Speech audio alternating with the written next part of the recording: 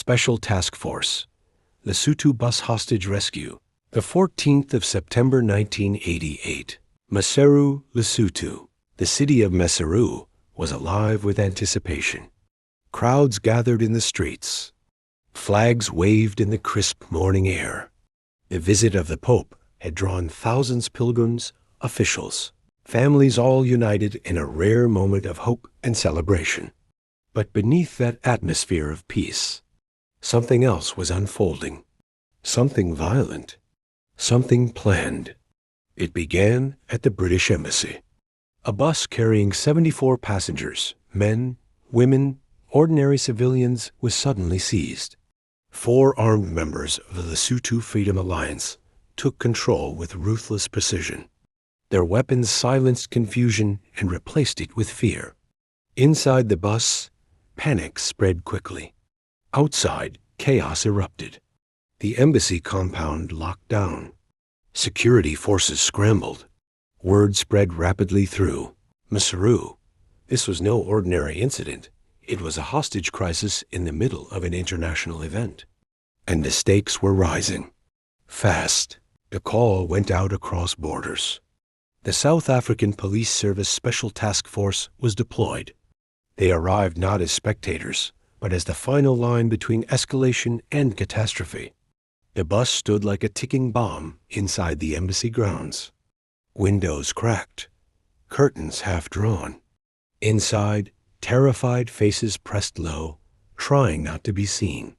The hijackers barked orders, their nerves fraying with every passing minute. Negotiations began. Voices of reason met with silence, then anger, then defiance. The terrorists were not interested in surrender. Time stretched thin. And then, gunfire.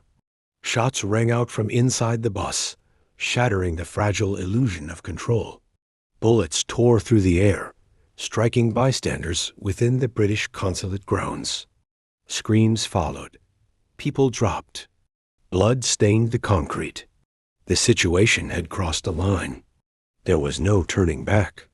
Inside the command structure, the decision was made. Immediate action. No more waiting.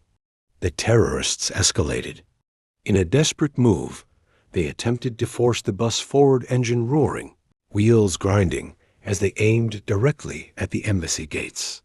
If they broke through, the crisis would spill into the city, into the crowds, into chaos. They could not be allowed to leave. Go. The command was simple and absolute. The Special Task Force moved. Fast, precise, relentless. They stormed the bus with controlled aggression reaching, overwhelming, dominating every second of the encounter. Gunfire erupted in close quarters, deafening and decisive. Seconds felt like hours. Then, silence. 3 terrorists lay dead.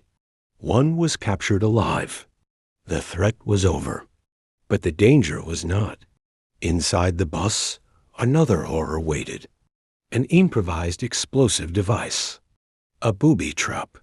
Carefully placed. Ready to attack.